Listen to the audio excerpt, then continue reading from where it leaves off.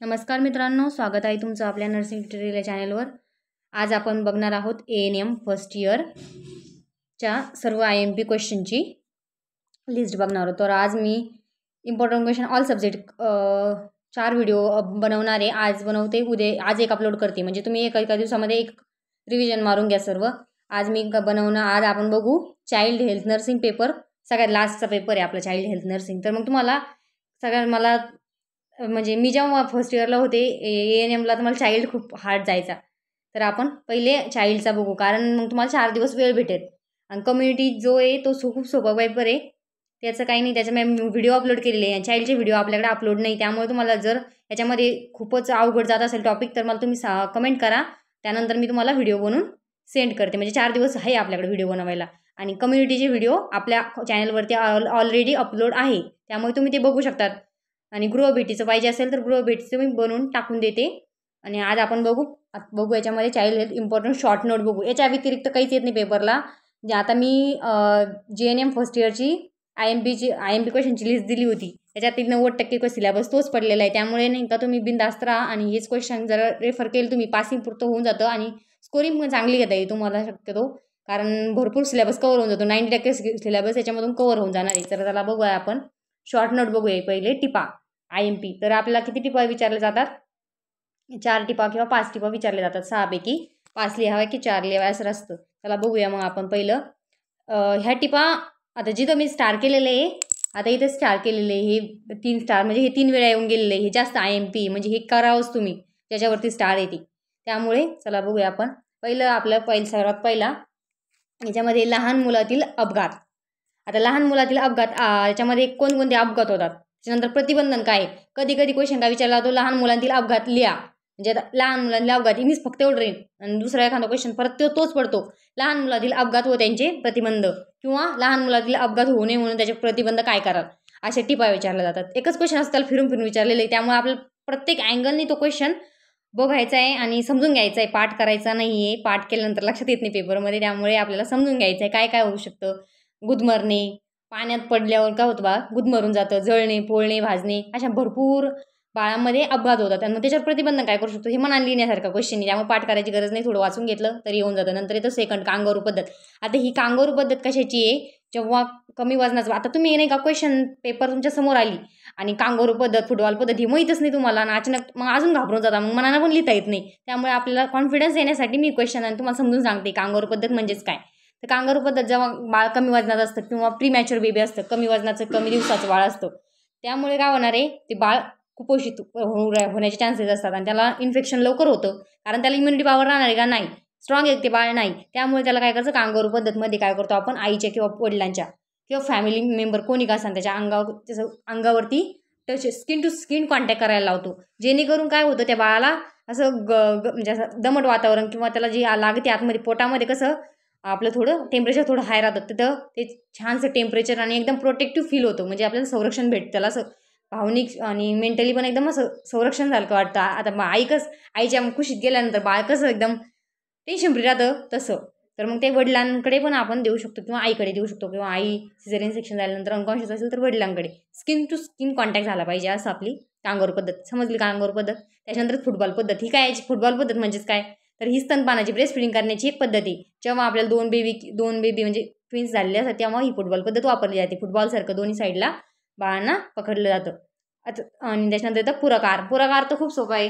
आपण काय 6 महिन्यानंतर जो स्तनपानाला पूरक म्हणून जो वाढ विकासासाठी स्तनपानाला पूरक म्हणून जो आहार दिला जातो काय म्हणतो आपण, पूरक आहार असे म्हणतो। तर पूरक आहाराची व्याख्या लिहायची, प्रस्तावना लिहायची, काय काय देऊ शकतो, आणि पूरक आहार कसा बनवायचा, त्याच्यामध्ये आपण पूरक आहार काय देऊ शकतो तुम्ही सांगा। आता त्याच्यामध्ये ज्यूस देऊ शकतो, फळाचं ज्यूस देऊ शकतो, त्याचबरोबर खीर देऊ शकतो, गोड कमी द्यायचं आहे बाळाला। त्याच्यानंतर आपण काय देऊ शकतो अजून, खिरेमध्ये पेंट खजूर वगैरे टाकायचं, खीर बनवून देऊ शकतो, उपमा बनवून देऊ शकतो, पॅकेजिंगचे पदार्थ द्यायचे नाही याच्यामध्ये। त्याचबरोबर अजून काय करू शकतो, अशा पद्धतीने लिहायचं। परत पूरक आहार बनवताना घ्यावायची काळजी, आहार बनवण्यापूर्वी हात धुणे, बनवल्यानंतर हात धुणे, भरवण्यापूर्वी हात धुणे, अशा छोट्या छोट्या काळजी घ्यायची। त्याच्यानंतर बेबी फ्रेंडली हॉस्पिटल, जे बाळांसाठी असतात त्याला बेबी फ्रेंडली हॉस्पिटल असे म्हणतात। अजून आपण भरपूर त्याच्यामध्ये लिहू शकतो। आता इथं 6 नंबरचं वाढ व विकास परिणाम करणारे घटक. हा क्वेश्चन अत्यंत इम्पॉर्टंट आहे. याच्यावरती स्टार मी विसरले असेल, पण हा क्वेश्चन खूप इम्पॉर्टंट आहे, खूप वेळा विचारलेला आहे. हा प्रत्येकाने करून ठेवा. तर याच्यामध्ये भरपूर आहे, लिंग आहे, वाढ व म्हणजे वाढ व विकासावर परिणाम करणारे घटक भरपूर आहे आपल्याकडे. तर मग त्याचा व्हिडिओ बनवून पाहिजे असेल तुम्हाला तर मी बनवून देईन. त्याच्यामध्ये अजून काय काय येऊ शकतं, अनुवंशिकता येऊ शकते वाढ व विकासावर परिणाम करणाऱ्या घटकामध्ये, गुणसूत्रे, आहारी घटक येऊ शकते, स्तनपान न दिल्यामुळे, मातेकडील घटक, बाळाकडील घटक भरपूर आहे. त्याच्यामध्ये लसीकरण टाकता तर IMP क्वेश्चन आहे हा तर विचारला जातो. नाही फर्स्ट इयरला, सेकंड इयरला विचारलं जाईल, नाही सेकंड इयरला JNM फर्स्ट इयरला विचारलं जाईल. त्यामुळे हा क्वेश्चन प्रत्येकाने करा. आपल्या याच्यावरती मी चार्ट अपलोड केलेला आहे आपल्या यूट्यूब चॅनलवरती. तरी पण तुम्हाला समजून सांगायचं असेल तर असं कमेंट करा, कारण हा क्वेश्चन चाइल्डमध्ये येतोच. त्याचबरोबर आपल्या तुमचा कम्युनिटीचा आहे CHN, त्याच्या कम्युनिटीमध्ये पण तुम्हाला हा क्वेश्चन विचारला जातो. आपला कोणता इम्युनायझेशन. तर मग बालगुन्हेगारी म्हणजेच काय, 18 वर्षाच्या आतील मुलांनी जो कायदेविरुद्ध कृती केलेली त्याला आपण बालगुन्हेगारी म्हणतो.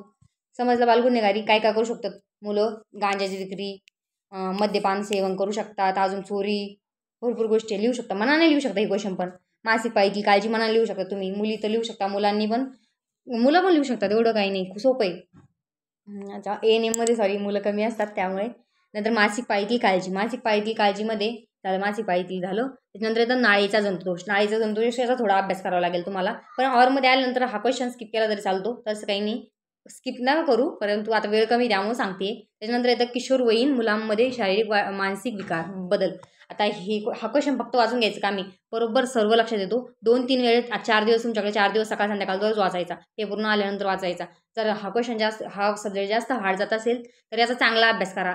असं हार्ड म्हणून सोडून द्यायचं नाही, आपल्याला त्याला क्रॅक करायचं आहे, समजलं. त्याच्यानंतर येतं स्तनपानामध्ये फक्त स्तनपान येऊ शकतं टिप, नंतर स्तनपानाचे महत्त्व येऊ शकतात, नाहीतर स्तनपानातील समस्या येऊ शकतात. अशा 3 टिपा बनत्या. त्यामुळे स्तनपान हे आपण संपूर्ण अँगलने स्तनपानाच्या आईला मिळणारे फायदे, बाळाला मिळणारे फायदे, त्याच्यामध्ये आईला होणाऱ्या समस्या, बाळाला होणाऱ्या समस्या, स्तनपानाचं महत्त्व बाळासाठी, आईसाठी, हे सर्व आपल्याला याच्यामध्ये करायचं आहे. स्तनपानामध्ये कोणकोणते घटक असतात ते पण पाठ करून ठेवले तरी हरकत नाही. तर बालकाचे हक्क हा क्वेश्चन पण विचारलेला आहे बऱ्याच वेळा म्हणजे स्टार्ट दिलेले, म्हणजे हा क्वेश्चन पण IMP आहे. आणि त्याच्यानंतर तो मुलांमधील खेळाचे महत्त्व. खेळ हा क्वेश्चन संपूर्ण करायचा आहे. मुलांमधील खेळाचे महत्त्व. खेळ हा खूप सोपा आहे, वाचून घेतल्यानंतर तुमच्या लगेच लक्षात बसून जाईल, त्यामुळे फक्त जास्त वाचून घेतलं तरी चालतं. आणि जर लागत असेल तर कमेंट करा प्लीज. तुमच्या एका कमेंटनी मी तुम्हाला व्हिडिओ बनवून देते, त्यामुळे तुम्ही कमेंट करावी आणि शेअर करा. सर्वजण फक्त व्हिडिओ बघताय, व्ह्यूज भरपूर वाढले आपले आणि तुमच्यासाठीच हे सर्व. तुम्ही कमेंट करा किंवा सबस्क्राईब करा. सबस्क्राईब वाढल्यानंतर खूप छान वाटतं आणि कमेंट केली तरी पण काही प्रॉब्लेम नाही. आता 1,500-2,500 हजारापर्यंत आपले व्ह्यूज गेलेले जास्तीत जास्त. तर मग सर्वांनी जरा व्हिडिओला सबस्क्राईब केलं तर चांगलं होईल. त्याच्यानंतर तर मुलांमधील खेळाचे महत्त्व झालं आपलं. मग 15 नंबरचा 5 वर्षाखालील क्लिनिक, म्हणजे मुलांसाठी, लहान मुलांसाठी बेबी फ्रेंडली हॉस्पिटल. ते दोन्ही सारखंच असेल. आता बघा, तो क्वेश्चन 2 वेळा आलेले बेबी फ्रेंडली हॉस्पिटल, आणि आता हा एकदा, म्हणजे तेच क्वेश्चन आहे, फक्त 2, म्हणजे तुमचे 2 क्वेश्चन होत आहे ना, एकदा वाचून घेतल्यानंतर. वाचल्याला काही हरकत नाही, आता भरपूर वेळ आपल्याकडे. असं नाही की 4 दिवसामध्ये भरपूर वेळ तुमच्याकडे, 24 तास दररोजची लावा बरं, किती वेळ होतो. त्याच्यानंतर येतं आपलं नवजात बालकाची काळजी. काय काय सांगतो तुम्ही, ती वाचून घेतलं तरी होऊन जातं. तुम्हाला व्हिडिओ पाहिजे असेल तर कमेंट करा. उलट्या, अतिसार हा क्वेश्चन 15 मार्काला विचारला गेलेला आहे 3-4 वेळेस आतापर्यंत, आणि टिप पण विचारली गेलेली आहे. त्यामुळे अतिसार सर्वांनी करा. व्हिडिओ पाहिजे असेल तर कमेंट करा. त्याच्यानंतर तर बालकामगार म्हणलं बालगुन्हेगारीच येऊन जातं, तर ते हे एकच आहे, समजलं. अशी ट्रिकी क्वेश्चन आहे, क्वेश्चन तेच हे विचारले गेलेले आहे आतापर्यंत, याच्या बाहेर काहीच येत नाही. कारण मी अनुभव सांगते, मी जेवढे क्वेश्चन IMP दिले होते तेवढे त्याच्यापैकी 90% आलेले आहे. फक्त 90 नाही, 100च म्हणायला आहे. फक्त 2 क्वेश्चन, एक टिप वेगळी येते, आणि ते तो ऑरमध्येच असते. त्यामुळे तुम्ही एवढं जर केलं तर याच्यामध्ये स्किप करू नका शक्यतो. जर वाटत असल्या अवघड तर 1-2 केलं तरी काही हरकत नाही, कारण तेच पेपर, आणि त्याच्यात जे येत नाही त्याच्या मागं लागू नका. आता टाईम कमी आहे, थोडं सोडून द्या.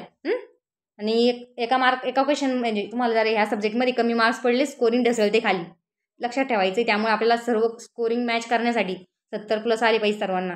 त्याच्यानंतर पौगंड अवस्थेतील काळजी, म्हणजेच आपल्या तरुण वयातील काळजी काय काय घेणार आहे आपण. त्यांना आरोग्य शिक्षण द्यायचं आहे, त्यांना लैंगिक शिक्षण द्यायचं आहे.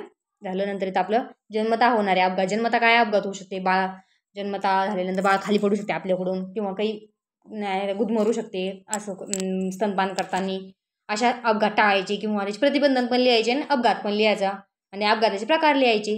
आकडे म्हणजे इपिलेप्सी झटके येतात ना बाळांना, ते कशामुळे येतात त्याची कारणे लिहायची, प्रतिबंधन लिहायचे आणि त्याला काय काय आपल्याला करायचं आहे ते लिहायचं. त्याच्यानंतर शालेय आरोग्य कार्यक्रम, शालेय आरोग्य कार्यक्रमामध्ये काय काय आपण राबवतो, तपासण्या करतो. त्याच्यानंतर अपघात स्कोर, हा अत्यंत IMP क्वेश्चन आहे. अपघात स्कोर सगळ्यांनी करून ठेवा. तुम्हाला पेपरला नाही आलं तरी पण व्हायवाला विचारला जाईल अपघात स्कोर, त्यामुळे सर्वांनी करावी.